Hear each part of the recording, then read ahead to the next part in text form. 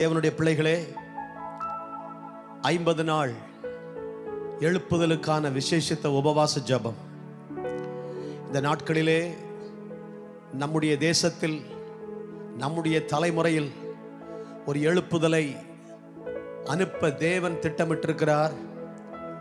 எழுப்புதலை காண வேண்டும் என்று லட்சக்கணக்கான பரிசுத்தவான்கள் ஏங்கி ஜெபித்துக் கொண்டிருக்கிறார்கள். அதிலும் விசேஷமாய் கடைசி கால எழுப்புதல் இந்தியாவிலிருந்து புறப்படும் என்பது அநேகருடைய தீர்க்க தரிசனம். அநேகரை கொண்டு ஆண்டவர் அதை பேசுகிறார், அதை வெளிப்படுத்துகிறார். கர்த்தருக்கு ஸ்தோத்திரம். எழுப்புதல் வரும்போது என்ன நடக்கும்? எழுப்புதல் என்றால் என்ன? வேதவசனத்தின் கண்ணோட்டத்தில் நம்ம பார்க்கும்போது அநேக அற்புதமான சத்தியங்களை நாம் கற்றுக்கொள்ள முடியும். ஆண்டவருக்கு ஸ்தோத்திரம். நம்முடைய தேசம் எஸ்தரின் புஸ்தகத்தில் இடம்பெற்ற தேசம். நம்முடைய தலைமுறையில், அடுத்த தலைமுறையில் அல்ல, நம்முடைய தலைமுறையில் நமது தேசம் இயேசுவின் தேசம் என்று மாறுகிற நாள் சீக்கிரத்தில் வருகிறது என்று நம்ம எல்லாரும் விசுவாசிக்கிறோம். அதற்காக ஜெபிக்கிறோம். அதுவே நம்முடைய இதய துடிப்பாய் கொண்டிருக்கிறோம். இன்றைக்கு எழுப்புதல், எங்கள் தேசம் இயேசுவை காண வேண்டும் என்ற அந்த ஆசை நிறைவேற வேண்டும் என்று நாம் எடுக்கிற பிரயாசங்களில் ஒன்றுதான் ஜெபம். ஆண்டவருக்கு ஸ்தோத்திரம். எழுப்புதல் பரிசுத்த வேதாகமத்தில் முதலாக நாம் யாத்திராகம புஸ்தகத்தில் வாசிக்கிறோம். 35ஆம் அதிகாரம் 26வது வசனத்தில், எந்த ஸ்திரீகளுடைய இருதயம் ஞான எழுப்புதல் அடைந்ததோ அவர்கள் எல்லாரும் வெள்ளாட்டு மயிரை திரித்தார்கள் என்று வாசிக்கிறோம். 36வது அதிகாரம் யாத்திராகமம் 36:2 பெசலேயலையும் அகோலியாபையும் கர்த்தரால் ஞானமடைந்து அந்த வேலைகளை செய்ய வரும்படி தங்கள் இருதயத்தில் எழுப்புதல் அடைந்த ஞான இருதயத்தாராகிய எல்லாரையும் மோசே வரவழைத்தான். இங்கேதான் முதலாக நாம் எழுப்புதலை குறித்து வாசிக்கிறோம். எழுப்புதல் வந்தபோது என்ன நடந்தது என்றால், ஒருவரும் அமைதியாக இருக்க முடியவில்லை. they were doing something. they were ready to go, ready to do. வேலை செய்ய ஆயத்தமாய் இருந்தார்கள். ஏதோ ஒன்றை ஆண்டவருக்காய் செய்ய வேண்டும். வேதாகமத்தில் முதல் எழுப்புதலே தேவனுடைய வேலையை செய்வதற்கு, ஆசரிப்பு கூடாரத்தை கட்டுவதற்கு. கர்த்தருக்கு ஸ்தோத்திரம். மோசேயின் நாட்களில் ஆசரிப்பு கூடாரத்தை கட்டுவதற்கு ஆண்டவர் ஒரு திட்டத்தை கொடுத்தார். மோசேயை மலை மீது வர சொல்லி 40 நாட்கள் அங்கே உட்கார வைத்து ஆசரிப்பு கூடாரத்துக்கு அடுத்த ஆராதனை முறைமைகளுக்கு அடுத்த அனைத்து திட்டங்களையும் ஆண்டவர் கொடுத்தார். கர்த்தருக்கு ஸ்தோத்திரம். அந்த திட்டங்களெல்லாம் ஆண்டவர் கொடுத்து அவைகளை நிறைவேற்றினார்கள். வனாந்தர பயணத்தில் 40 வருடம் இருந்தார்கள். ஆனால் யோசுவாவின் நாட்களில் அவர்கள் கானான் தேசத்துக்குள் போய் சேர்ந்து மோசே யோர்தானின் எல்லை வரைக்கும் கொண்டு போனார். யோசுவா அவர்களை கானானுக்குள் வழி நடத்தி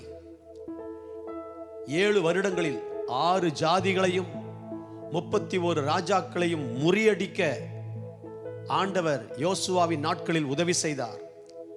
ஆண்டவருக்கு ஸ்தோத்திரம். 18ஆம் அதிகாரம் யோசுவாவில் வாசிக்கிறோம். அவர்கள் ஆசரிப்பு கூடாரத்தை எடுத்து நிறுத்தினார்கள். தேசம் அவர்கள் வசமாயிற்று. எந்த ஆசரிப்பு கூடாரத்தை ஆண்டவர் செய்ய சொன்னாரோ, எந்த ஆசரிப்பு கூடாரத்தை அவர்கள் கட்டி எழுப்பினார்களோ, அந்த ஆசரிப்பு கூடாரத்தை எடுத்து நிறுவின போது தேசம் அவர்கள் வசமாயிற்று. வேதாகமத்தின் முதல் எழுப்புதல் வந்தது ஆசரிப்பு கூடாரத்தை கட்டுவதற்கு, ஆண்டவருடைய வேலையை செய்வதற்கு, ஆண்டவர் எதிர்பார்ப்பதை நிறைவேற்றுவதற்கு. கர்த்தருக்கு ஸ்தோத்திரம் உண்டாவதாக. அதை செய்த போது தேசம் அவர்கள் வசமாயிற்று. அன்பான தேவ பிள்ளைகளே, இந்த ஜெப நாட்களில், கர்த்தருடைய பாதத்தில் உபவாசிக்கிற நாட்களில், நம்முடைய தலைமுறையில் ஆலயம் இல்லாத கிராமம் இல்லை, ஜெபக்குழு இல்லாத தெரு இல்லை, வேதாகமம் இல்லாத வீடு இல்லை, நம் ஆண்டவர் இயேசுவை அறியாதவர்கள் எவரும் இல்லை என்கிற தரிசனம் நிறைவேற கர்த்தர் கிருபை தருவாராக. கர்த்தருக்கு ஸ்தோத்திரம். எப்படி யோசுவாவின் நாட்களில் தேசம் அவர்கள் வசமாயிற்றோ, அதே போல நம்முடைய நாட்களில் இந்த தேசம் கர்த்தருக்கு சொந்தமாகும் என்ற விசுவாசத்தோடு நாம் ஜெபித்து கொண்டிருக்கிறோம். உங்கள் விசுவாசமும் அதுவாக மாறட்டும். கர்த்தருக்கு ஸ்தோத்திரம். தேசம் அவர்கள் வசமாயிற்று. அற்புதமான வார்த்தை. ஆண்டவருக்கு ஸ்தோத்திரம். கர்த்தர் சொன்னார், கர்த்தர் செய்தார். யோசுவாவின் புஸ்தகம் முழுவதும் கர்த்தரே யுத்தம் பண்ணினார், கர்த்தர் கலங்க பண்ணினார், கர்த்தர் கற்களை விழப்பண்ணினார், கர்த்தர் யோர்தானை பிளக்க பண்ணினார், கர்த்தர் கர்த்தர் கர்த்தர் ஒப்பு கொடுத்தார், சத்துருக்களை முறியடித்தார், யுத்தம் பண்ணினார் என்று யோசுவாவின் நாட்களில் வாசிக்கிற அதே வார்த்தைகள் நம்முடைய நாட்களிலும் கர்த்தர் தேசத்தில் ஏதோ ஒன்றை செய்ய போகிறார் என்ற விசுவாசத்தை நமக்கு கொடுக்கிறது. கர்த்தருக்கு ஸ்தோத்திரம் உண்டாவதாக. அன்பானவர்களே, எழுப்புதல் வந்தபோது, எழுப்புதல் என்ற வார்த்தை யாத்ரா 35ஆம் அதிகாரத்தில் வாசிக்கிறோம் என்று சொன்னேன். 36ஆம் அதிகாரத்திலும் 2வது வசனத்தில் எழுப்புதல். எழுப்புதல் வந்தபோது நடந்த முதல் காரியம், கர்த்தருக்கு ஸ்தோத்திரம், அவர்களுக்குள் மோசே தேவனுடைய சமூகத்துக்கு சென்று ஆண்டவர் கொடுத்த திட்டங்களை பெற்றுக்கொண்டு கீழே வந்து ஜனங்களோடு பேசும்போது இதைத்தான் ஆண்டவர் சொன்னார், இதைத்தான் ஆண்டவர் சொன்னார் என்று சொல்லி, கர்த்தருக்கு ஸ்தோத்திரம், ஆண்டவர் செய்ய சொன்னதை அவர்களுக்கு அறிவித்து முதலாவது சொல்லுகிற காரியம், இந்த பெரிய வேலையை செய்வதற்கு ஒரு காணிக்கையை கொண்டு வாருங்கள் என்று சொல்லுகிறார். 35ஆம் அதிகாரம் 5வது வசனம், உங்களுக்கு உண்டானதிலே கர்த்தருக்கு ஒரு காணிக்கையை கொண்டு வந்து செலுத்துங்கள், மனமுள்ளவன் எவனோ அவன் அதை கொண்டு வர வேண்டும். கர்த்தருக்கு செலுத்தும் காணிக்கை என்னவென்றால் என்று என்ன கொண்டு வர வேண்டும் என்று மோசே சொல்லுகிறார். அன்பானவர்களே, எல்லா நேரமும் ஆர்ப்பரிக்கிற மக்கள், எல்லா நேரமும் கைத்தட்டி சந்தோஷமாய் பாடி ஆராதிக்கிற மக்கள், காணிக்கை நேரம் என்று வந்துவிட்டால், அல்லது காணிக்கை குறித்து ஒரு போதகர் பிரசங்கம் பண்ணிவிட்டால், கொடுக்க வேண்டும் என்று சொல்லிவிட்டால், பரலோகத்தில் அரை மணி நேரம் அமைதல் உண்டாயிற்று என்று சொல்லப்பட்டிருக்கிறது அல்லவா?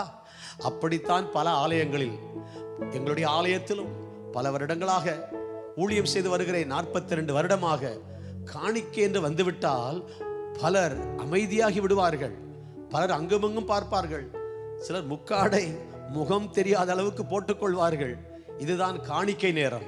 ஆனால் இங்க மோசேயின் நாட்கள்ல எடுத்த உடனே ஆசரிப்பு கூடாரத்தை கட்டப்போகிறோம் என்று சொல்லி அதற்கு நாம் என்ன செய்ய வேண்டும் என்று மோசே சொல்லுகிறார். ஒரு காணிக்கை கொண்டு வாருங்கள் என்று சொன்னபோது என்னவெல்லாம் கொண்டு வர வேண்டும் என்று 5வது வசனத்திலிருந்து 19வது வசனம் வரைக்கும் ஒரு பெரிய லிஸ்ட் கொடுக்கிறாரு. இந்த மாதிரி காணிக்கையை கொண்டு வர வேண்டும் என்று பிரசங்கிக்கிற எந்த ஒரு பாஸ்டரையும் பார்க்க முடியாது. இப்படி ரொம்ப பேசினா வேற சபைக்கு போயிடுவாங்களோ நாம நினைப்போம். ஆனா தேவன் ஒரு திட்டத்தை தரும் பொழுது, தேவனால் அந்த வெளிப்பாடு வரும் பொழுது, அல்ல தேவன் சொன்னதைத்தான் சொல்லுகிறோம் என்ற நிச்சயம் மக்களுக்கு வரும் பொழுது, அவர்கள் எதிர்பார்த்ததை விட அதிகமாய் கொண்டு வந்தார்கள் என்று வாசிக்கிறோம். கர்த்தருக்கு ஸ்தோத்திரம். ஆகவே அதுவே எழுப்புதல். எழுப்புதல். மோசே ஜனங்களோடு பேசும்போது அவர் சொன்னார், இதையெல்லாம் நீங்கள் கொண்டு வர வேண்டும், இதையெல்லாம் கொண்டு வர வேண்டும் என்று சொன்னபோது 20ஆம் வசனம், அப்பொழுது இஸ்ரவேல் புத்திரராகிய சபையார் எல்லாரும் மோசேயின் சமூகத்தை விட்டு புறப்பட்டார்கள். நம்ம சபைகளில் எழுந்து கோபமா போயிடுவாங்க, இல்லைன்னா வருத்தத்தில் போயிடுவாங்க. என்ன வாரந்தோறும் பாஸ்டர் இப்படி பேசுறாருன்னு நினைப்பாங்க. சில வேளைகளில் மனுஷிகத்தில் நாம் பேசும்போது இது நடக்கிறது. ஆனால் தேவ சத்தத்தை கேட்டு இறங்கி வந்து மோசே பேசின போது ஜனங்கள் புறப்பட்டார்கள். மோசே சொன்னதை கேட்டார்கள். எதற்கு புறப்பட்டார்கள்? எதற்கு புறப்பட்டார்கள்? மோசே சொன்னதை செய்வதற்கு. They were ready to do what God wanted them to do. ஆண்டவர் எதை செய்ய வேண்டும் என்று எதிர்பார்த்தாரோ, ஆண்டவர் எதை செய்ய அவர்களுக்கு சொன்னாரோ அதை செய்வதற்கு ஆயத்தமாக அவர்கள் புறப்பட்டார்கள். கர்த்தருக்கு ஸ்தோத்திரம். அதுதான் நடந்த முதல் காரியம். புறப்பட்டார்கள். அது மட்டுமல்ல, 2வது 21ஆம் வசனத்திலிருந்து 29ஆம் வசனம் வரைக்கும் வாசிக்கும் போது, கொண்டு வந்தார்கள், சுமார் 8 தடவை கொண்டு வந்தார்கள்.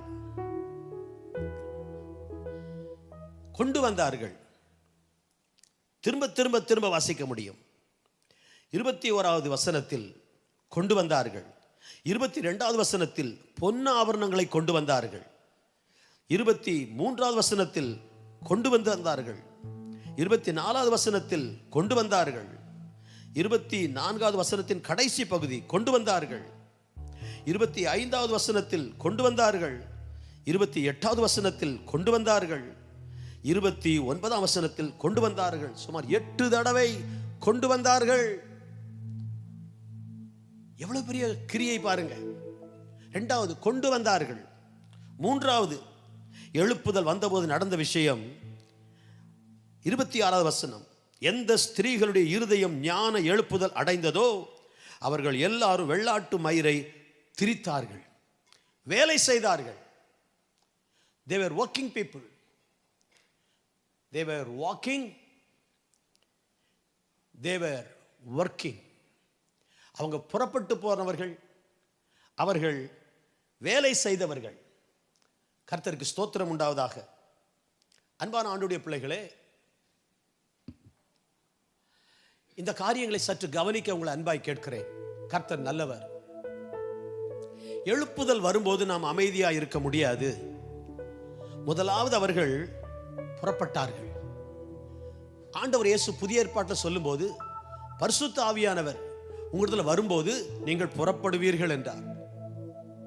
எருசலேமிலும் யூதேயாவிலும் சமாரியாவிலும் பூமியின் கடைசி பரிந்தவும் நீங்க போவீங்க, கடைசி வரைக்கும் போங்கன்னு சொன்னார். Great commission. மத்தேயு 28 18 19 20. உலகமெங்கிலும் புறப்பட்டு போய், அது சொந்த பலத்தில் போக முடியாது. அப்போஸ்தலர் 1:8 நீங்கள் புறப்பட்டு போவீர்கள். பரிசுத்த ஆவியானவர் அவர்களை கொண்டு போனார். அதுதான் எழுப்புதல். மோசேயினுடைய வார்த்தைகளை கேட்டவர்கள், ஒரு தேவ மனிதன் வார்த்தையை கேட்டவர்கள் புறப்பட்டார்கள். They were ready to do something. இன்றைக்கு இந்த நாட்களிலே அந்த இதயத்தை நமக்கு தருவாராக. கர்த்தருக்காக புறப்பட ஆயத்தமாய் இருக்கிறோமா? ஆண்டவருக்காக வேலை செய்ய ஆயத்தமாய் இருக்கிறோமா? அன்பான ஆண்டவருடைய பிள்ளைகளே, எத்தனை வருடங்களாக ஆலயத்துக்கு போய் கொண்டிருக்கிறோம், எத்தனை வருடங்களாக வசனங்களை கேட்டுக்கொண்டே இருக்கிறோம். புறப்பட்டார்கள்.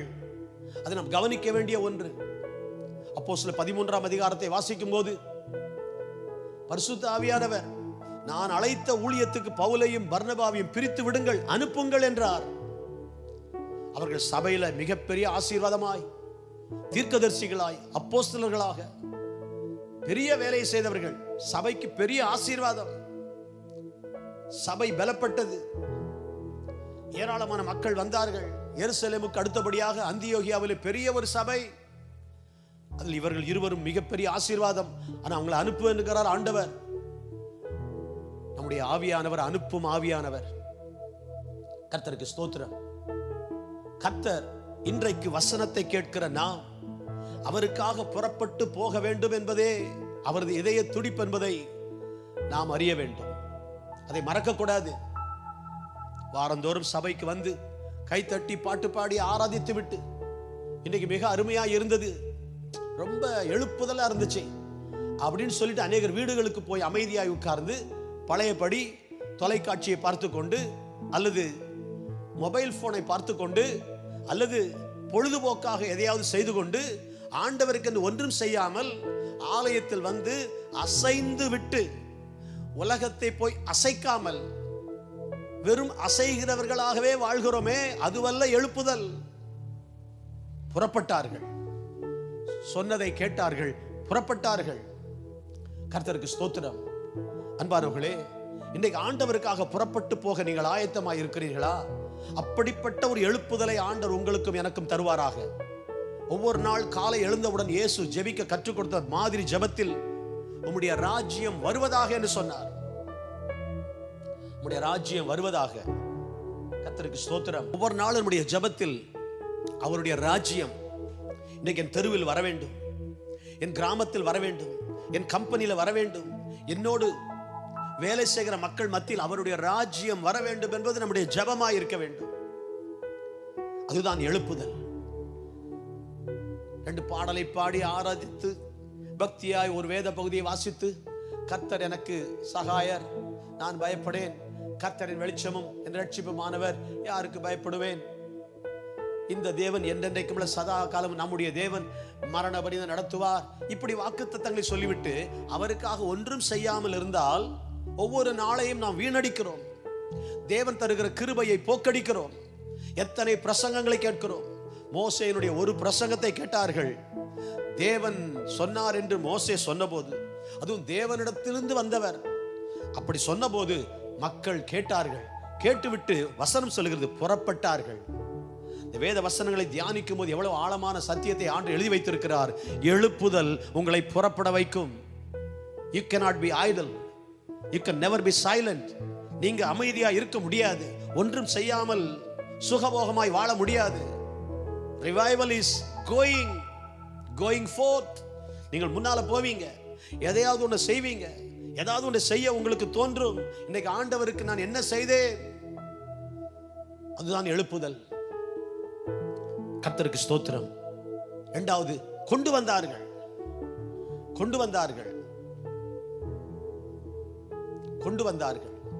எதை கொண்டு வந்தார்கள்? இன்னைக்கு எதை நாம் கொண்டு வந்தால் ஆண்டவருக்கு சந்தோஷமாயிருக்கும்? அநேக காணிக்கைகளை கொடுக்கிறோம், தியாக காணிக்கை கொடுக்கிறோம், மிஷனரி காணிக்கை கொடுக்கிறோம். ஆனால் ஆண்டவருக்கு எது சந்தோஷமாயிருக்கும் தெரியுமா? பரலோகம் தேவதூதர்கள் நடுவில் கொண்டாட்டம், குதூகல கொண்டாட்டம் எப்பொழுது தெரியுமா? பூமியில் ஒரு பாவி மனம் திரும்பும் போது, இயேசுவை அறியாத ஒரு நபர் இயேசுவை ஏற்றுக்கொள்ளும் போது பரலோகம் மகிழ்கிறது. பூமியில் 10 பேர் ஆண்டவரை ஏற்றுக்கொள்ளும் போது பரலோகம் நிரம்புகிறது, நரகம் காலியாகிறது. முதல் நூற்றாண்டில் சபை ஆரம்பித்த போது 3000 பேர் ரட்சிக்கப்பட்டார்களே. அப்படியானால் நரகத்துல கூட்டம் குறையுது, பரலோகத்துல கூட்டம் அதிகமாகுது. அதான் அர்த்தம். நம்ம ஊர்ல இருக்கிற எல்லா மக்களும் ரட்சிக்கப்பட்டாங்கன்னா நரகம் காலியாகும், பரலோகம் நிரம்பும். கொண்டு வந்தார்கள் பொன்னை பொருளை, தங்களிடமிருந்த எல்லாவற்றையும் தேவனுடைய ராஜ்யத்துக்காக. இதில் கூட அநேகர் உற்சாகமாய் கொடுக்கிறோம், ஊழியங்களுக்காய் கொடுக்கிறோம், மிஷனரி காணிக்கை கொடுக்கிறோம், தியாகம் பண்ணி கொடுக்கிறோம், நிலங்களை விற்று கொடுக்கிறோம், பொருட்களை கொடுக்கிறோம். கர்த்தருக்கு ஸ்தோத்திரம் உண்டாவதாக. அது போதாது. ஆனால் தேவன் மகிழ்கிற ஒன்றை கொண்டு வர வேண்டும் என்றால் ஒரு அழகான பாடல் ஒன்றை நான் கேட்டேன். கொண்டு வாருங்கள், கொண்டு வாருங்கள், என் மக்களை என் பக்கமாய் கொண்டு வாருங்கள், ஆற்றி தேற்றுங்கள், ஆசீர்வதியுங்கள். ஆள பிறந்த மனிதனை அல்லது வாழ பிறந்த மனிதனை கொண்டு வாருங்கள். கொண்டு வாருங்கள், கொண்டு வாருங்கள், என் மக்களை என் பக்கமாக கொண்டு வாருங்கள், ஆற்றி தேற்றுங்கள், ஆசீர்வதியுங்கள், வாழ பிறந்த மனிதர்களை கொண்டு வாருங்கள்.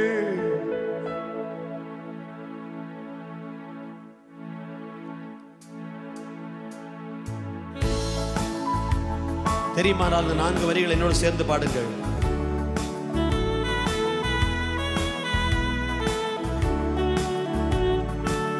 Thank you Lord. இந்த பாடல் என் அனுபவமாய் மாறட்டும் என்று பாடுங்கள். கொண்டு வாருங்கள், கொண்டு வாருங்கள், என் மக்களை என் பக்கமாக கொண்டு வாருங்கள், ஆற்றி தேற்றுங்கள், ஆசீர்வதியுங்கள், ஆழ பிறந்த மனிதர்களை கொண்டு வாருங்கள். கொண்டு வாருங்கள், கொண்டு வாருங்கள், என் மக்களை என் பக்கமாக கொண்டு வாருங்கள், ஆற்றி தேற்றுங்கள், ஆசீர்வதியுங்கள், வாழ பிறந்த மனிதர்களை கொண்டு வாருங்கள்.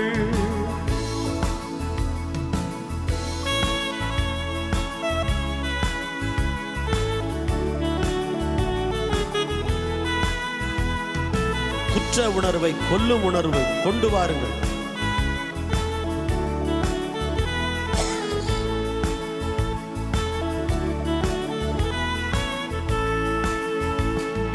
குற்ற உணர்வை கொல்லும் உணர்வு கொண்டு வாருங்கள், சுத்தம் செய்யும் எந்தன் ரத்தம் கொண்டு வாருங்கள். தாகமுள்ளோர் அனைவரையும் கொண்டு வாருங்கள். பாவம் தீர்க்கும் சிலுவை பக்கம் கொண்டு வாருங்கள். குற்ற உணர்வை கொல்லும் உணர்வு கொண்டு வாருங்கள். சுத்தம் செய்யும் எந்தன் ரத்தம் கொண்டு வாருங்கள். தாகம் தீர்க்கும் தாகமுள்ளோர் அனைவரையும் கொண்டு வாருங்கள். பாவம் தீர்க்கும் சிலுவை பக்கம் கொண்டு வாருங்கள். கொண்டு வாருங்கள், கொண்டு வாருங்கள். என் மக்களை என் பக்கமாக கொண்டு வாருங்கள். ஆற்றி தேற்றுங்கள், ஆசீர்வதியுங்கள்.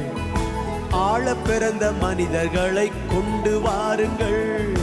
கொண்டு வாருங்கள், கொண்டு வாருங்கள். என் மக்களை என் பக்கமாக கொண்டு வாருங்கள். ஆற்றி தேற்றுங்கள், ஆசீர்வதியுங்கள். வாழ பிறந்த மனிதர்களை கொண்டு வாருங்கள். ஹல்லேலூயா. இதுதான் தேவனின் இதய துடிப்பு. இதய துடிப்பு. எழுப்புதல் அவர்களை செயல்பட வைத்தது. Revival made them to work. அவர்களை செயல்பட வைத்தது. புறப்பட்டார்கள், கொண்டு வந்தார்கள். பெண்கள்லாம் வேலை செய்றாங்க, திரித்தார்கள். பஞ்சு எடுத்து நூல் அப்படியே திரிக்கிற மாதிரி. அந்த பழைய காலத்துல எல்லாம் பார்த்துருக்கிறோம். இந்த ராட்டைன்னு ஒன்று இருக்கும், அதுல ஒரு வீல் இருக்கு, அதை அப்படியே சுத்துவாங்க இடது பக்கம்.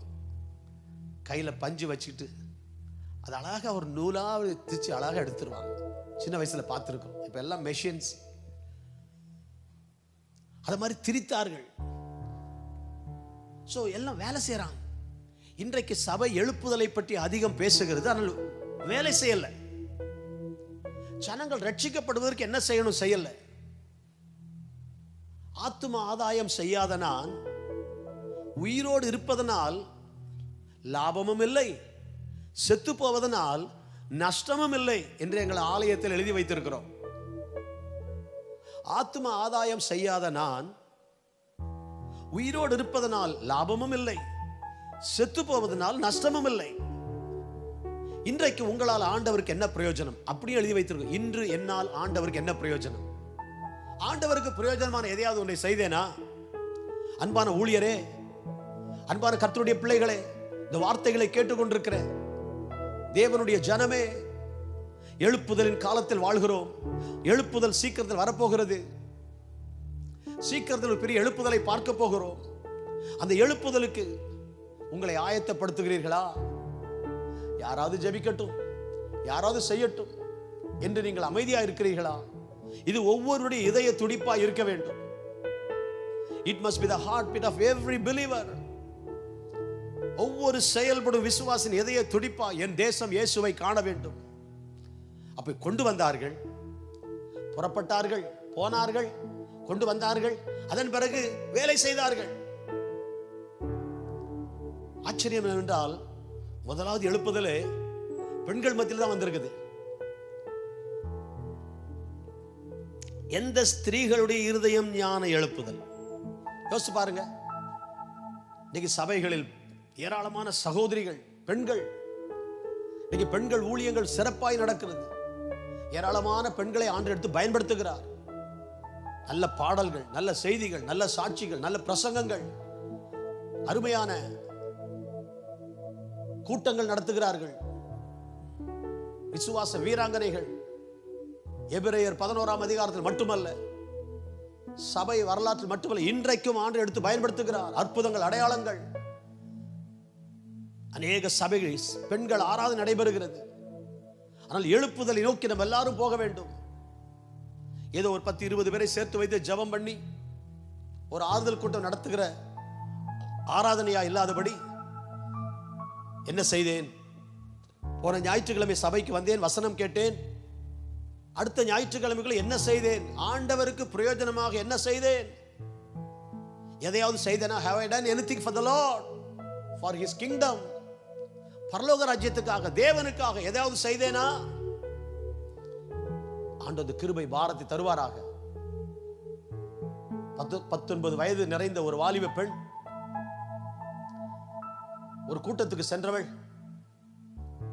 ஆண்டவராக இயேசு கிறிஸ்துவை ஏற்றுக்கொண்டு ரட்சிக்கப்பட்டு ஞானஸ்நானம் பெற்று அதன் பின் நல்ல ஒரு விசுவாசியாக இருந்தவள். தினமும் யாராவது ஒருவருக்கு ஆண்டவரை பற்றி சொல்வேன் ஒரு தீர்மானம் எடுத்தாள். அந்த கூட்டத்தில் அதை செய்து கொண்டு வந்தாள். நீண்ட கதையை சுருக்கமாய் சொல்லுகிறேன். அப்படி செய்து கொண்டு வருகிற ஒரு நாள் வெளியே எங்கேயும் போகவில்லை. இரவு படுக்கைக்கு போகும்போது ஜெபிக்கிறாள். ஆண்டவர் கேட்கிறார், இன்றைக்கு என்னை பற்றி யாரிடமாவது சொன்னாயா? ஐயோ சாரி ஆண்டவரே, எனக்கு எங்கேயும் போகல, யாரையும் பார்க்க முடியல. இப்போ ஒரு வாய்ப்பு தந்தா செய்வாயா? செய்யற ஆண்டவரே. யாராவது வீட்டுக்கு வருவாங்களா? 10 மணி ஆகிவிட்டது, இரவு. போன் இருக்குல்ல, போன் எடுத்து ஒரு நம்பரை டயல் பண்ண ஆண்டு சொன்னார். இவ்வளவு வேகமா போய் தெரிந்த எண்ணெய் போல போனை கையில் எடுத்த பார்த்து ஞாபகம், எந்த நம்பரை போன் பண்ண தெரியல, போனை கீழே வைத்து விட்டால். ஆண்டவரே எந்த நம்பர் ஆண்டவரே? நம்பர் தெரியல, ஒரு நம்பரை டயல் பண்ணு சொல்றாரு ஆண்டவர். எந்த நம்பர் ஆண்டவரே? நம்பரை டயல் பண்ணுமா? ஆண்டவரே நம்பர் தெரியல ஆண்டவரே, டயல் பண்ணுங்கிறாரு. அப்படியே அவ்வளோ ஒரு சில நம்பர்களை போடுகிறாள். போட்டுவிட்டு காதுல ரிசீவரை வைத்திருக்கிறாள். சில நொடிகள் அங்க கால் கனெக்ட் ஆகிறது. ஒரு லேண்ட்லைன். அந்த பக்கத்திலிருந்து திடீர்னு ஒரு சத்தம், ஒரு முரட்டு குரல். Who is that? யார் அது? இவள் மிரண்டு போனாள். ராத்திரி 10 மணிக்கு ஒரு முரட்டு குரல், Who is that? அப்படின்னு கத்துன உடனே பயந்து போய் என்ன செய்வதுன்னு தெரியாமல்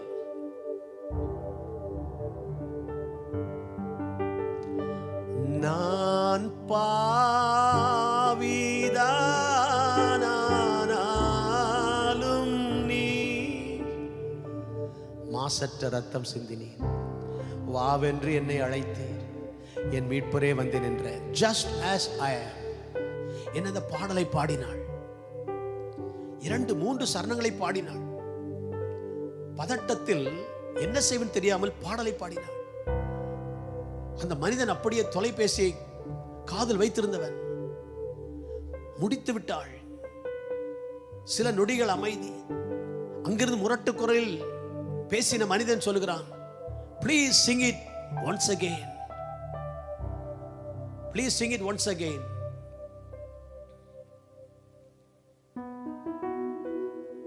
மீண்டுமாய் நான் பாவிதானாலும்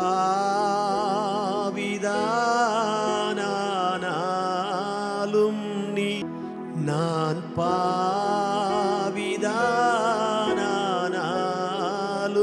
நீ மாசற்ற ரத்தம் சிந்தினி, வாவென்று என்னை அழைத்தீர், என் மீட்பரே வந்தே. இந்த பாட்டை பாடினாள். மீண்டும் 2-3 சரணங்களை பாடினாள். பாடி முடித்தவுடன் மீண்டும் சில நொடிகள் அமைதி. அந்த மனிதன் என்ன சொல்லுவான்னு யோசித்தவள். யோசித்துக் கொண்டே இருக்கும்போது அந்த குரல் மீண்டும் கேட்டு, Please sing it once again. மீண்டும் பாடினாள். நான் பாவிதானாலும் நீ. பாடினாள். 2-3 சரணங்கள் பாடின போது அந்த மனிதன் கேட்டான். அதற்குள் இவள் அழுது விட்டாள். பயந்து போய் அழுது விட்டாள். அங்கிருந்து அந்த மனிதன் கேட்டான், Who are you? Why did you call me? இந்த நேரத்தில் ஏனம்மா என்னை கூப்பிட்டாய்? நீ யார்? அவள் அழுது கொண்டே சொன்னாள், நான் ஆண்டவர் இயேசுவை ஏற்றுக்கொண்ட ஒரு பெண். தினந்தோறும் யாராவது ஒருவருக்கு ஆண்டவரை பற்றி சொல்வேன் என்று நான் தீர்மானித்திருந்தேன். இன்றைக்கு நான் எங்கும் போகவில்லை. இரவு படுக்கைக்கு போகும்போது ஜெபம் பண்ணும்போது ஆண்டவர் இன்றைக்கு என்னை பற்றி யாரிடம் சொல்லவில்லை என்று கேட்டார். ஆண்டவரே நான் வெளியே போகலன்னு சொன்னேன். தொலைபேசியில இந்த நம்பரை போடு சொன்னார். என் நம்பர் எப்படி உனக்கு தெரியும்? எனக்கு தெரியாது. ஒரு நம்பரை ஆண்டவர் டயல் பண்ண சொன்னார். டயல் பண்ணினேன். சாரி, உங்களை வருத்தப்படுத்தி இருந்தா, உங்களை நான் வருத்தப்படுத்தி இருந்தா ஐ எம் ரியலி சாரின்னு சொன்னாள். அவர் சொன்னா, இல்லம்மா நீ சாரி சொல்லாத, நான் தான் உனக்கு தேங்க்ஸ் சொல்லணும். ஏனென்றால் வாழ்க்கையில நானும் எனது மனைவியும் வாழ விருப்பம் இல்லாமல் பல போராட்டங்களில் எங்க வாழ்க்கை இன்னைக்கு முடிக்க நினைத்திருந்தோம். விஷம் வாங்கி வந்து 2 பேரும் டம்ளர்ல ஊற்றி நாங்கள் இருவரும் குடிப்பதற்கு கையில் எடுத்து சாகலாம் நினைத்து அந்த விஷத்தை குடிக்க முயற்சிக்கும் போது ஒரு தொலைபேசி அழைப்பு வந்தது. சாக போகிறோமே, சாவதற்கு முன்னால் ஒரு போன் கால் வருது, அதை கேட்டுவிட்டு கடைசி கால் அட்டன் பண்ணிவிட்டு செத்து விடலாம் என்று விஷத்தை அங்க கீழே வச்சுட்டு வந்திருக்கிறேன். ஆனால் நான் பாவியா இருந்தாலும், நான் இருக்கிறபடியே வந்தாலும் என்னை ஏற்றுக்கொள்ள ஒருவர் இருக்கிறார்.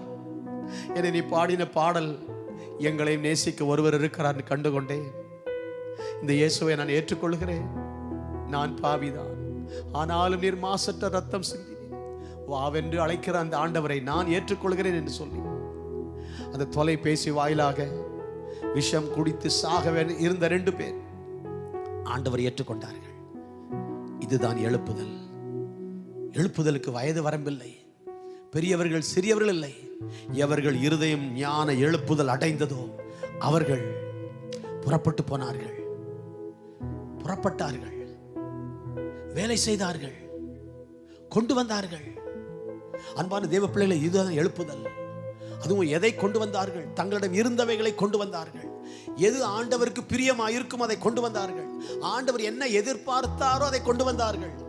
மோசே ஃபிக்ஸ் பண்றாரு, கர்த்தருக்கு காணிக்கை கொண்டு வருகிற எவனும் முதலாவது என்று ஆரம்பித்து பொன் என்று ஆரம்பிக்கிறார். அதே போல வசனம் சொல்கிறது, கர்த்தருக்கு காணிக்கை கொண்டு வந்த ஒவ்வொருவனும் 22ஆம் வசனம் யாத்ரா 35:22 கர்த்தருக்கு காணிக்கை செலுத்தின ஒவ்வொருவனும் பொன்னை காணிக்கையாய், அதாவது கர்த்தர் என்ன சொன்னாரோ அதை, கர்த்தர் என்ன எதிர்பார்த்தாரோ அதை, தேவனின் எதிர்பார்ப்பை நிறைவேற்றுவதுதான் எழுப்புதல். ஒரு ஆமென் சொல்லாமா? ஹalleluya. That's revival. Not simply shouting, jumping, dancing, winning souls. Revival is souls. எழுப்புதல் என்பது ஆத்துமாக்கள். பேதுருவின் முதல் பிரசங்கத்தில் 3000 பேர். ஆண்டவர் நல்லவர். இன்னைக்கு நம்ம தேசத்தில் அப்படி ஒரு எழுப்புதல் அலை வர வேண்டும். இந்த ஊர்ல 10 பேர், அந்த ஊர்ல 15 பேர், என்ன நிலை மாறி ஒரு சிறிய சபை என்றாலே 1000 பேர் இருப்பதுதான் ஒரு சிறிய சபை என்று ஒரு போதகர் சொன்னார். ஏன்னா சின்னவன் 1000. உங்க சபை பெரிய சபையா? இல்லைங்க, சின்ன சபை தான். எவ்வளவு பேர் இருப்பாங்க? ஒரு 1000 பேர் இருப்பாங்க. அப்ப சின்ன சபைன்னா ஒரு 1000 பேர் இருக்கிறது தான் சின்ன சபையா? நம்மளுடைய அநேகருடைய சபைகள் சிறிய சபையாய் கூட இல்லையே. 20 ஆண்டுகள் 30 ஆண்டுகள் ஊழியம் செய்தும் சில 100களை தொட முடியவில்லையே. தேவன் நம்மை மாற்றுவாராக. எழுப்புதலில் பெண்களுடைய பங்கு பாராட்டுதலுக்குரியது, தவிர்க்க முடியாதது. சகோதரிகளே, கர்த்தர் உங்களை பயன்படுத்த முடியும். என்னை பயன்படுத்தும் ஆண்டவரேன்னு கேளுங்க. என்னை பயன்படுத்தும். Lord use me, use me. உங்க ஊழியத்துக்கு என்னை பயன்படுத்துங்க. அவர் பயன்படுத்த ஆயத்தமாக இருக்கிறார். I am available சொல்லுங்க. I am available. நீங்க என்ன யூஸ் பண்றதுக்கு நான் அவைலபிளா இருக்கிற ஆண்டவரே சொல்லுங்க. காலையில எழும்புங்க. தேசத்துக்காக ஜெபிங்க. அழுங்க. உங்க ஏரியாவுக்காக ஒரு எழுப்புதலை நம்ம தேசத்துல காண கர்த்தர் உதவி செய்வார். நம்ம கண்கள் காணும். எழுப்புதலே எங்கள் வாஞ்சை. எழுப்புதல் தாரும் தேவான்னு பாட்டு பாடுகிறோம். என் தேச எல்லை எங்கும் அப்பா நீர் ஆள வேண்டும். தேசத்தில் தேவனுடைய ஆளுகை வர வேண்டும். தேவன் பூமி அனைத்திற்கும் ராஜா. பெரிய ஒரு எழுப்புதல், வேதாகமத்தின் முதல் எழுப்புதல், அதுவும் பெண்கள் மத்தியில் ஆரம்பித்தது. அதன் பிறகு ஆண்களை பற்றி கொண்டது. அதன் பிறகு பிரபுக்கள், ஊழியர்கள் எல்லாரையும் பற்றி பிடித்தது. everyone there was no exemption. விதிவிலக்கே இல்லை. எல்லாரும் வேலை செய்தார்கள். ஒரு மனிதன் தேவனிடத்திலிருந்து சத்தத்தை கேட்டு சொன்ன போது இது நடப்பதற்கு காரணம் என்ன? ஒன்றை சொல்லி நான் ஜெபிக்க விரும்புகிறேன். what was the secret of this revival? இந்த எழுப்புதல் ரகசியம் என்ன? நாமும் எத்தனையோ பிரசங்கங்களை பண்ணுகிறோம், ஜனங்கள் அசையல. அதுவும் காணிக்கையை பற்றி இவ்வளவு விளக்கமாக சொல்லுவாங்களே, விலாவாரியாக பெரிய லிஸ்டே கொடுக்கிறாரு. அப்படியே ஜனங்கள் செய்வதற்கு புறப்பட்டார்கள். What was the secret? One man of God, not just one man. That man was the man of God. He heard the voice of God, or he heard the word of God. ஒரு மனிதன். யார் அந்த மனிதன்? மோசே. இவ்வளவு பெரிய எழுப்புதல். மோசே வாயை திறந்து சொன்னவுடன் ஜனங்கள் இப்படி செயல்பட காரணம் ஒரு தேவ மனிதன்.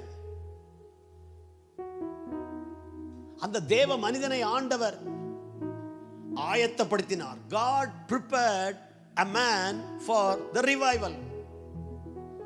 இந்த எழுப்புதலுக்கு ஒரு மனிதனை ஆண்டவர் தெரிந்து கொண்டு அவனை ஆயத்தப்படுத்தினார். எப்படி ஆயத்தப்படுத்தினார் தெரியுமா? ஜனங்களை எகிப்திலிருந்து வெளியே கொண்டு வருவதற்கு சில ஆலோசனை எல்லாம் சொன்னார், வாதைகளை அனுப்பினார். ஆனால் தம்முடைய ஜனங்கள் தமக்கு வேலை செய்வதற்கு, ஆசரிப்பு கூடாரத்தை கட்டுவதற்கு, அவருடைய வேலையை செய்வதற்கு, அவர்கள் செயல்படுகிறவர்களாய் மாறுவதற்கு, தேசத்தை சுதந்தரிப்பதற்கு, அதற்கு பல திட்டங்களை ஆண்டவர் கொடுக்கும் போது மோசேயை தனியா மலை மேல கூட்டிட்டு போனார். மோசேயை மலை மீது கொண்டு போய் முதல் முறை மோசே சொல்றார், நான் மலை மேல போய் நிற்கிறேன், இந்த தேவனுடைய கோலை பிடித்து கொண்டு நிற்கிறேன், நீ நமக்காக மனிதரை ஆயத்தம் பண்ணி போய் யுத்தம் பண்ணு என்று யோசுவா கிட்ட சொல்றார். 17ஆம் அதிகாரத்தில், யாத்ராகமம் 17ஆம் அதிகாரத்தில் ஆரம்பிக்கிற மோசேயின் அந்த மலையின் அனுபவம் தொடர்ந்து யாத்ராகமம் தொடர்ந்து நீங்க வாசித்தீங்கன்னா 24ஆம் அதிகாரம் வரைக்கும் வாசித்தீங்கன்னா மலையில எத்தனை முறை ஆண்டவர் கூட்டிட்டு போறாரு, வர சொல்றாரு. அப்புறம் மோசே கீழே வராரு, ஜனங்கள்ட்ட போய் சொல்லுங்கிறாரு. அப்படியே படிச்சீங்கன்னா கடைசி உபாகமம் 34ஆம் அதிகாரத்துல 1ஆம் வசனத்துல அந்த மலை மீது ஏறுகிறார். கடைசியாக அந்த மலையிலே தான் மோசே மரிக்கிறார். ஆண்டவர் அங்கே அடக்கம் பண்ணுகிறார். அதை நான் எப்படி பார்க்கிறேன்? மோசே ஆண்டவர் மலை மீது வர சொல்லி தன்னோடு உட்கார வைக்க சொன்னார், தன்னோடு உட்கார சொன்னார். நீங்க படிச்சீங்கன்னா நிறைய வசனங்கள் வாசித்து காண்பிக்கலாம். ஆண்டவருக்கு ஸ்தோத்திரம். யாத்ராகமத்தில் 24ஆம் அதிகாரத்தில் பின்பு அவர் மோசேயை நோக்கி, நீயும் ஆரோனும் நாதாபும் அபியூவும் இஸ்ரவேலின் மூப்பர் 70 பேரும் கர்த்தரிடத்தில் ஏறி வந்து பணிந்து கொள்ளுங்கள். 2ஆம் வசனம், மோசே மாத்திரம் கர்த்தரிடத்தில் சமீபித்து வரலாம். அதன் பிறகு மோசே மலை மீது ஏறி போகிறார். 9ஆம் வசனம், பின்பு மோசேயும் ஆரோனும் நாதாபும் அபியூவும் இஸ்ரவேலுடைய மூப்பரில் 70 பேரும் ஏறி போய், இது ஃபர்ஸ்ட் லெவல், தேவனை தரிசித்தார்கள். அதன் பிறகு 13ஆம் வசனம், அப்பொழுது மோசே தன் ஊழியக்காரனாகிய யோசுவாவோடு எழுந்து போனான். மோசே தேவ பர்வதத்தில் ஏறி போகையில் ஜனங்கள் மலைக்கு கீழே, அதுக்கு அடுத்த லெவல்ல ஒரு ஹையர் லெவல்ல ஆரோனும் 70 மூப்பரும், அதற்கு அடுத்த லெவல்ல மோசே யோசுவாவோட ஹையர் லெவல். அதன் பிறகு யோசுவாவை விட்டுவிட்டு மோசே மட்டும் தனியா கடைசியா தி ஹையஸ்ட் லெவல்.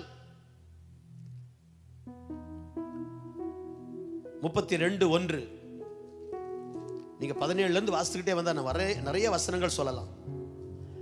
17ஆம் அதிகாரம் 10ஆம் வசனத்துல வாசிக்கிறோம். கர்த்தருக்கு ஸ்தோத்திரம். 19ஆம் அதிகாரம் 3ஆம் வசனத்துல மோசே தேவனிடத்திற்கு ஏறி போனான். கர்த்தர் மலையிலிருந்து அவனை கூப்பிட்டு, அதே 19:9 அப்போ மலையிலிருந்து கீழே வந்துட்டு, என 7ஆம் வசனம், மோசே வந்து ஜனங்களின் மூப்பரை அழைப்பது சொன்னார். திரும்ப ஜனங்களின் வார்த்தைகளை மோசே கர்த்தருக்கு சொன்னார். திரும்ப மலை மேலே ஏறி இருக்கிறார்.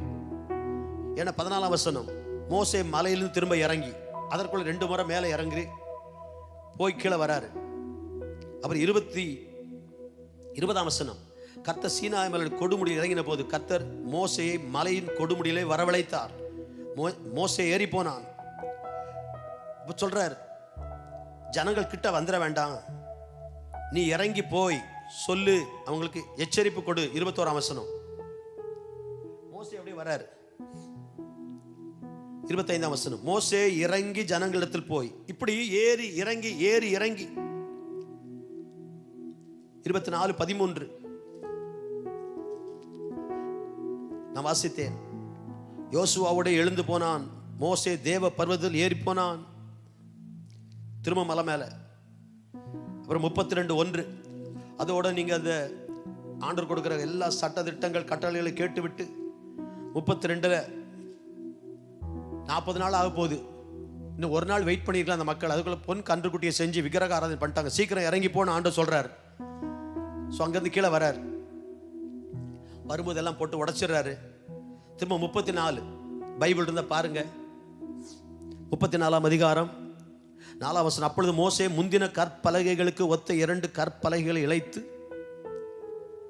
ஆக்சுவலா 2ஆம் வசனம் ஆண்டு சொல்றார், விடியற் காலத்தில் நீ ஆயத்தமாகி சீனாய் மலையில் ஏறி அங்க வந்து மலையின் உச்சியில் காலமே என் சமூகத்தில் வந்து நில்.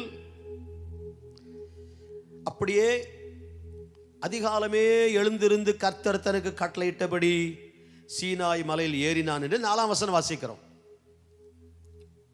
பயங்கர குளிரான நேரம் பாருங்க. ஏற்கனவே அப்பதான் 40 நாள் போயிட்டு வந்திருக்கிறாரு.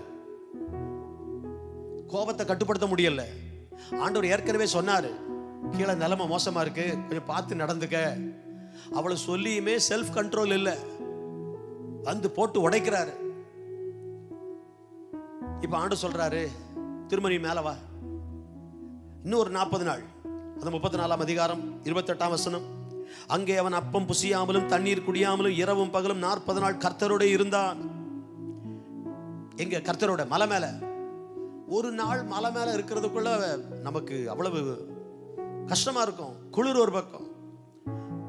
ஆண்டவர் முதல் தடவை கூப்பிடும் போது மலை மேல வாழ்ந்தான் சொன்னாரு. 40 நாள் அங்க இருப்பேன்னு சொல்லல. 40 நாள் இருக்க போறேன்னா அதுக்கெல்லாம் ப்ரிப்பேர்டா போலாம். மலை மேல வாழ்ந்தான் சொன்னாரு. அதனால்தான் 40 நாள் ஆகும்னு யோசிக்காம மக்கள் என்ன ஆச்சோ தெரியல, மோசே இறந்துட்டார் போல மக்கள் நினைச்சிருப்பாங்க. அதனால இவங்க சொந்த வழியை தேடிக்கொண்டார்கள். ஆனா யோசுவா அங்கேயே இருக்கிறார், மோசே அதுக்கு மேல இருக்கிறார். எல்லாம் போட்டு உடைச்சி கடைசியில 2வது வர சொல்றாரு ஆண்டவர். இப்பவும் 40 நாளோ தெரியலையே, இல்லை 80 நாளோன்னு மோசே யோசித்திருக்கலாம். முதல் 40 நாள் கர்த்தரோட இருந்து எல்லாம் எழுதி உடைச்சிட்டனே. இப்ப 2வது அங்கே அவன் அப்பம் புசியாம, சாப்பாடு இல்லை, தண்ணி இல்லை, தண்ணீர் குடிக்கல, இரவும் பகலும். நல்ல காலம் செல்போன் இல்லை, அதுக்காக கர்த்தருக்கு ஸ்தோத்திரம். செல்போன் இருந்தாலும் டவர் இல்லை, டவர் இருந்தாலும் சில ஆட்களுக்கு பேலன்ஸ் இல்லை. பார்த்துருக்கீங்களா ஆட்களை? சில வேளை அதெல்லாம் இல்லாமல் போகிறது நல்லதுதான். காலை எழுந்த உடனே அப்பா உங்கள் முகத்தை பார்க்கணுங்கிற நாளெல்லாம் போய் இப்போ எடுத்த உடனே இந்த பிசாசை பார்க்கறதா இருக்கு. அது ஒரு பிசாசு தான் ஒரு விதத்தில். தேவனை விட்டு பிரிக்கிற எல்லாமே பிசாசின் கிரியைகள் தான். கர்த்தருக்கு ஸ்தோத்திரம். திரும்ப 40 நாள் அப்பம் புசியாமலும் தண்ணீர் குடியாமலும். இப்ப 2வது 40 நாள் இருந்து கீழே வரும்போது ஆண்டவர் இவரை வச்சு எழுத வைக்கிறாரு. கீழே வரும்போது முகம் பிரகாசித்தது. There was a brightness. இப்படி ஆண்டவர் ஆயத்தப்படுத்தினார். நீங்க எண்ணாமத்துல வாசித்தீங்கன்னா ஆண்டவர் சொல்லும்போது, மோசே சொல்லும்போது, கர்த்தர் எனக்கு சொல்லி கொடுத்தாரு, எனக்கு கற்றுக் கொடுத்தாரு அப்படின்னு சொல்றாரு. இவ்விதமா நான் படிப்பிக்கப்பட்டேன். ஆண்டவர் உட்கார வச்சு டீச் பண்றார்.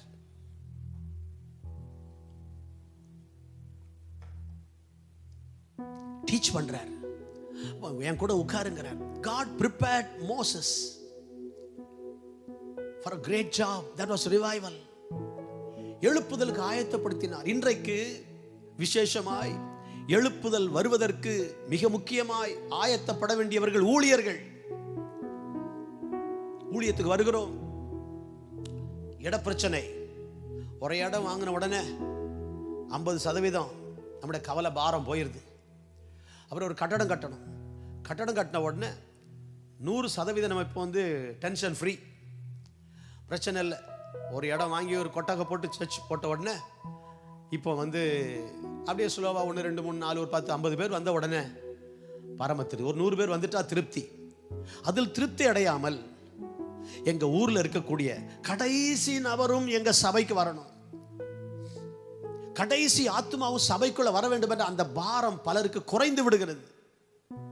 அழிந்து போகிற ஆத்மாக்களை குறித்த பாரம் குறைந்து வசதிகளை பெருக்க வேண்டும் என்ற எண்ணம் வருகிறது. வசதிகள் நமக்கு தேவை. வளர வளர வசதிக்கு நம்முடைய சூழ்நிலைகளுக்கு தேவையான வசதிகளை பெருக்கிக் கொள்ள தவறல்ல. அது ஆடம்பரத்தில் போய் முடியாத வரைக்கும் அதில் ஆபத்தில்லை. ஆடம்பரத்தில் போய் முடிந்தாதான் அது ஆபத்து.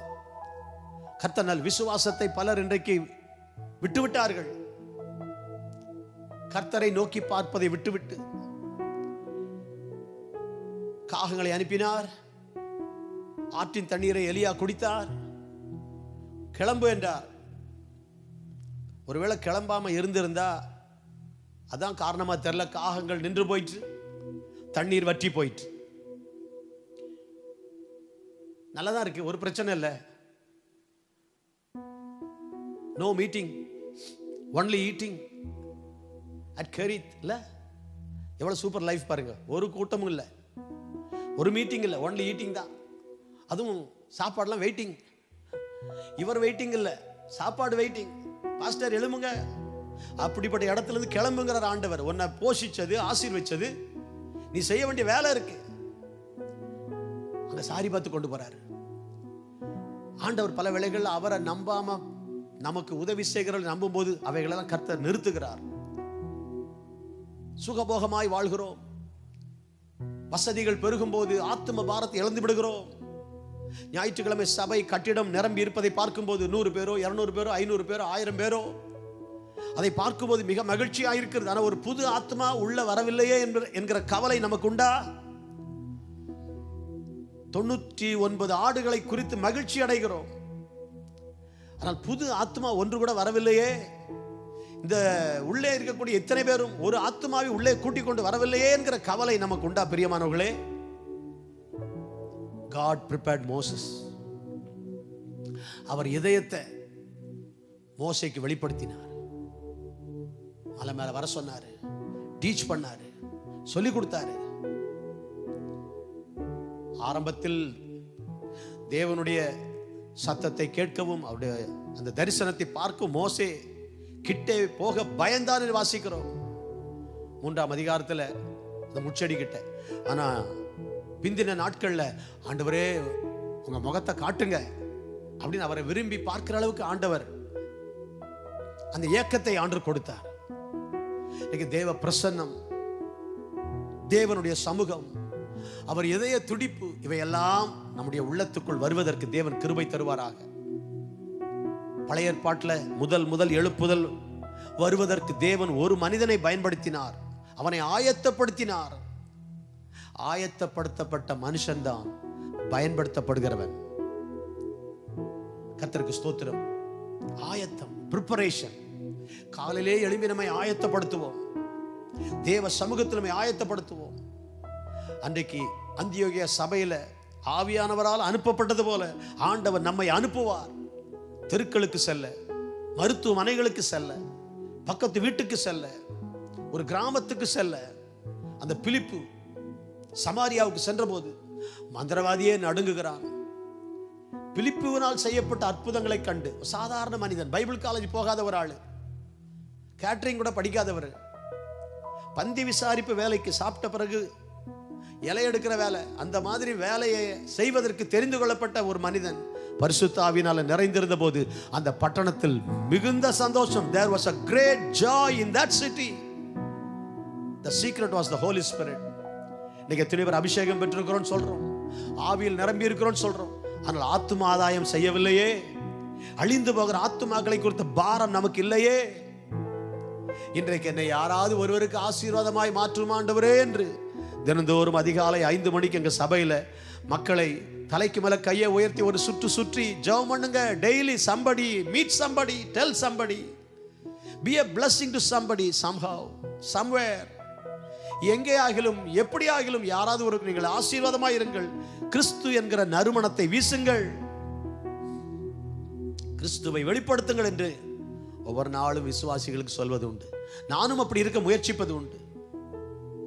ஒவ்வொரு நாளும் எங்கே ஆகிலும் யாருக்கு ஆகிலும் இயேசு என்ற ஒரு வார்த்தையை சொல்லாமல் இருந்ததில்லை. வாய்ப்பு கிடைக்கும் போதெல்லாம் ஒரு ஆட்டோல ஏறினா, ஒரு ரயில்வே ஸ்டேஷனுக்கு போனா, ஃப்ளைட்ல ஏர் ஹோஸ்டஸ் கூட சொல்லியிருக்கிறேன், ஆண்டவரை பற்றி பேசியிருக்கிறேன். ஒரு ரெஸ்டாரண்ட்ல, ஒரு கடத்தெருவில், எங்கு போனாலும், ஒரு பஸ் ஸ்டாப்ல நிற்கும் போது, ஒரு பஸ்ல ஏறினா கண்டக்டர்கிட்ட, ஒரு ஷேர் ஆட்டோல ஏறின அந்த டிரைவர் கிட்ட, ஒரு சாப்பிட உட்கார்ந்த ஹோட்டல்ல அந்த வெயிட்டர் கிட்ட, அந்த முதலாளி கிட்ட, எங்கெங்கெல்லாம் சொல்ல வாய்ப்பு இருக்கிறதோ ஆண்டவரை பற்றி சொல்வதற்கு ஆண்டவர் கிருபை தந்திருக்கிறார். இயேசுவை அறியாத எத்தனையோ நூற்றுக்கணக்கான நண்பர்களுடைய தொலைபேசி எண்களும் அவருடைய முகங்களும் என்னிடத்தில் ஞாபகத்தில் இருக்கிறது. ஜெபிக்கிறேன். இதற்காகத்தான் கர்த்தர் நம்மை அபிஷேகித்தார்.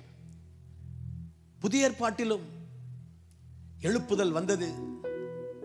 என் ஆவியை மாம்சமான யாவர் மேலும் ஊற்றுவேன் என்ற ஆண்டவர் யோவேலினால் சொல்லப்பட்ட தீர்க்க தரிசனத்தை பெந்தேகோஸ்தே நாளில் நிறைவேற்றினார்.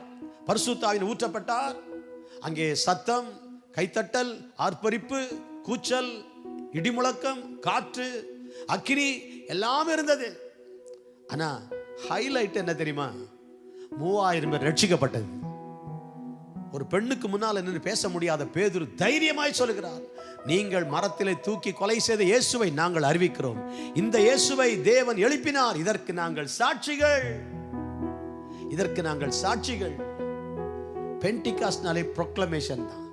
அங்கேயும் ஆண்டவர் இந்த எழுப்புதலுக்கு சீஷர்கள், அப்போஸ்தலர்கள் அவர்களை பயன்படுத்துவதற்கு God prepared them. இயேசு 40வது நாள் பரலோகத்துக்கு போனார். உயிரோடு எழுந்து 40 நாள் பூமியிலிருந்து அவர் பரலோகத்துக்கு போனார். 50வது நாள் தான் பெந்தேகோஸ்தே நாள். Almost 7 to 10 days. ஒரு 7 to 10 நாட்கள் அவர்கள் ஜெபிக்கிறார்கள். ஒரு இடத்துல இருந்து 120 பேர். ஆயத்தம், ஆயத்தம். கர்த்தர்களை பயன்படுத்தினார். எல்லாம் ordinary people, but God used them for extraordinary work. சாதாரண மக்களை கர்த்தர் அசாதாரண வேலைக்கு பயன்படுத்தினார். அன்பான ஆண்டவருடைய பிள்ளைகளே, ஜெபம் என்பது ஒரு பெரிய ஆயத்தம். இன்னைக்கு ஜெபிக்க வாஞ்சை இருக்கிறது. மோசேயை கர்த்தர் தன்னிடத்திற்கு வர சொல்லி தன்னோடு உட்கார வைத்து ஆயத்தப்படுத்தினார். அதுதான் ஜெபம். புதிய ஏற்பாட்டில் சுமார் 7 to 10 நாட்கள் ஒரு இடத்துல உட்கார வைத்து ஆயத்தப்படுத்தினார். எழுப்புதல் தேசத்தில் வர தாமதிப்பதற்கு காரணம் why revival tarries என்கிற புத்தகத்தில் லியோனார்ட் ரேவன்ஹில் சொல்லும்போது, no man is greater than his prayer life. எந்த ஒரு மனிதனும் தன்னுடைய ஜெப வாழ்க்கையை விட உயர்ந்தவன் அல்ல. no man is greater than his prayer life. pastor who is not praying is playing. அவர் சொல்றார், people who are not praying are straying. Many organizers, we have many organizers, few agonizers. We have many players but few prayers. We have many singers but few clingers. We have many pastors but few wrestlers. We have many fears but few tears.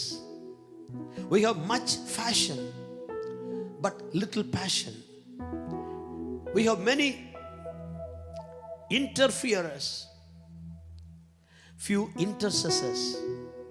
We have many writers but few fighters. சொல்றாரு, failing here we fail everywhere. failing here, ஜெபத்தில் தோல்வி, எதிலும் தோல்வி.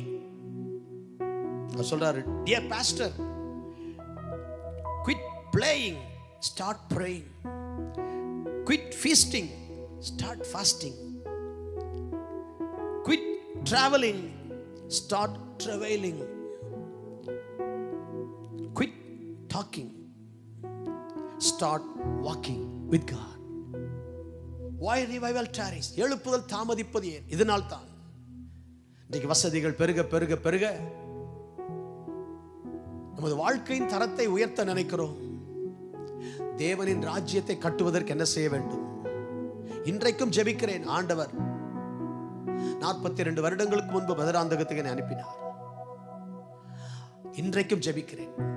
அந்த தாலுகாவினுடைய கிராமங்களை பெயர்களை வாங்கி பல வருடங்களாய் ஜெபித்ததின் பலனாக 175க்கும் அதிகமான கிராமங்கள் இன்றைக்கு விசுவாசிகள் இருக்கிறார்கள், சபைகளுக்கு வருகிறார்கள், ஜபக்குழுக்கள் இருக்கின்றன. இப்பொழுது 196 கிராமங்கள் எங்கள் தாலுகாவில். 20-30க்குள்ள ஆலயம் இல்லாத கிராமம் இல்லை, ஜபக்குழு இல்லாத தெருவில்லை, வேதாகமம் இல்லாத வீடு இல்லை, இயேசுவை தெரியாத எவரும் இல்லை என்கிற தரிசனத்தை நிறைவேற்றுவோம் என்கிற திட்டத்தோடு வேலை செய்து கொண்டிருக்கிறோம். God needs a man. God needed a man for the revival in the Old Testament. The first revival, that was Moses. அவருக்கு எத்தனை டாக்டரேட்டும் கொடுக்கலாம், அதை வச்சு ஆண்டவர் பயன்படுத்தல. 40 வருஷம் நல்லா படிக்க வச்சு, அடுத்த 40 வருஷம் ஆடு மேய்க்க வச்சு, 40 வருஷம் எல்லாமே மறந்து போயிருக்கும். யோசிச்சு பாருங்க, கம்ப்ளீட்டா மறந்து போயிருக்கும். நல்லா நம்ம தமிழே 10 வருஷம் பேசி ஆங்கிலமே பேசலன்னு வச்சுங்களேன், ஆங்கிலம் பேசுற ஆட்களை பார்த்தா ஆங்கிலமே வராது. 40 வருஷம் ஆடு மேய்த்த இந்த மோசேக்கு 40 வருஷம் படிச்சதெல்லாம் மறந்துருக்கும். 80 வயசுல கர்த்தர் கூப்பிட்டு அதன் பிறகு மலை மேல உட்கார வச்சு ஆல்மோஸ்ட் 8-9 தடவை மலை மேல தேவனோட வானா போயிருவாரு, கீழே இறங்கினா இறங்கிடுவாரு. என்ன அந்த சப்மிஷன், அர்ப்பணம். ஆண்டவர் கையில வாழ்க்கை அர்ப்பணித்த ஒரு மோசையால ஒரு பெரிய எழுப்புதல். ஜனங்கள் புறப்பட்டார்கள், ஜனங்கள் கொண்டு வந்தார்கள், ஜனங்கள் வேலை செய்தார்கள். வரணும், போகணும், கொண்டு வரணும். சபைக்கு வரணும், வசனத்தை கேட்டு திரும்ப போகணும், திரும்ப கொண்டு வரணும், வரணும், கொண்டு வரணும், ஜனங்களை கொண்டு வரணும். இதுதான் தேவன் விரும்புகிற ஒரு எழுப்புதல். அது நம்முடைய சபைகளில் நடப்பதாக நம்மை கொண்டு கர்த்தர் செய்ய வல்லவராயிருக்கிறார். ஆண்டவர் நேராக கண்களை மூடி, ஆண்டவரை நாம் கொண்டு வருவோம்ப்பா. ஒரே மேஜர் கரங்களை உயர்த்தி பாடினது போல கொண்டு வாருங்கள். Thank you Lord. கொண்டு வாருங்கள், கொண்டு வாருங்கள், என் மக்களை என் பக்கமாக கொண்டு வாருங்கள். ஆற்றி தேற்றுங்கள், ஆசீர்வதியுங்கள், வாழ பிறந்த மனிதர்களை கொண்டு வாருங்கள். அன்பான ஆண்டவருடைய பிள்ளைகளே, இப்ப கையை உயர்த்தி, ஆண்டவரே உம் இதய துடிப்பை நிறைவேற்றுகிற எழுப்புதலுக்கு நீர் என்னிடத்தில் எதிர்பார்க்கிற எதையும் செய்வதற்கு நான் ஆயத்தம் என்று அர்ப்பணிக்கலாமா? அர்ப்பணிக்கலாமா? வலது கையை உயர்த்தி கடைசியா ஒரு முறை, அனைத்தும் கிறிஸ்துவுக்கே, எந்த அனைத்தும் அர்ப்பணமே, என் முழு தன்மைகள் ஆவல்களும் அனைத்தும் கிறிஸ்துவுக்கே. என் வாழ்வில் இழந்த நன்மை கீடா எஞ்சிய நாட்களில் உழைப்பேனே. எவ்வளவு நாளை வேஸ்ட் பண்ணிட்ட ஆண்டவரே, உழைப்பேன். நீர் தந்த ஈவு வரங்கள் யாவும், 2 கரங்களை உயர்த்தி கர்த்தரை நோக்கி பார்த்து, உம் பணி சிறந்திட தத்தம் செய்தே. ஆண்டவர் என்னோடு இணைந்து இந்த ஜபத்தில் கலந்து கொண்டிருக்கிற அத்தனை பேர் மேலும் விசேஷித்த ஒரு வல்லமை ஆண்டவர் கொடுத்து, இதுவரை செய்யாததை செய்ய, இதுவரை புறப்பட்டு போகாத நாங்கள் புறப்பட்டு போக, இதுவரை கொண்டு வராத நாங்கள் கொண்டு வர, இதுவரை வேலை செய்யாத நாங்கள் வேலை செய்ய, எங்கள் தேவனே எங்கள் இருதயங்களில் ஒரு எழுப்புதல் உருவாக வேண்டுமே. அன்றைக்கு மோசேயின் வார்த்தையை கேட்டவர்கள் இதயத்தில் எழுப்புதல் வந்தது போல, ஞான எழுப்புதல் இருதயங்களில் உண்டானது போல எங்கள் இதயங்களில் ஒரு எழுப்புதல் உண்டாகட்டும். கல்லான இருதயங்களை மாற்றி ஆண்டவரே இந்த நாட்களிலே எழுப்புதலை காணும் வரை உறங்காத கண்கள் வேண்டும், உணர்வுள்ள நெஞ்சம் வேண்டும், முடியாத கண்ணீர் வேண்டும். நீங்க தான் எங்கள் நடத்த வேண்டும் என்று உமது கரத்தில் அர்ப்பணித்து இதய துடிப்பை நிறைவேற்ற எங்களுக்கு கிருபை தாரும். பரலோகம் மகிழ்கிறதை பூலோகத்தில் செய்ய எங்களுக்கு கிருபை தாரும். ஒரு மோசேயா எங்களை அர்ப்பணிக்கிறோம். மேல் வீட்டில் காத்திருந்த 120 பேரை போல எங்களை அர்ப்பணிக்கிறோம். எங்களை நடத்துங்கப்பா. உங்க இதய துடிப்பை நிறைவேற்றுவோம் அப்பா. எங்களை தாழ்த்துகிறோம். எங்களோடு பேசின வார்த்தைகளுக்காய் ஸ்தோத்திரம். உமக்கே மகிமை, உமக்கே கனம். எங்கள் தலைமுறையில் எங்கள் கண்ணெதிரே ஆண்டவரே எங்கள் தேசம் உம்மை காணும் நாள் வருகிறதற்காய் ஸ்தோத்திரம். இந்திய தேசம் இயேசுவின் தேசம். இந்தியா இயேசுவின் இரத்தத்தால் கழுவப்பட்டது என்கிற நாட்கள் எங்கள் நாட்களில் வருகிறதற்காய் ஸ்தோத்திரம். அந்த செய்தியை கேட்கிற கிருபை தாரும். உமக்கே மகிமை, உமக்கே கனம். இயேசுவின் நாமத்தில் வேண்டுகிறோம் பிதாவே, ஆமென், ஆமென். எழுப்புதல் நிச்சயம். அதில் உங்களுடைய என்னுடைய பங்கு நிச்சயம். அது அவசியம். கர்த்தர் நம்மை பயன்படுத்துவாராக. அர்ப்பணிப்போம்.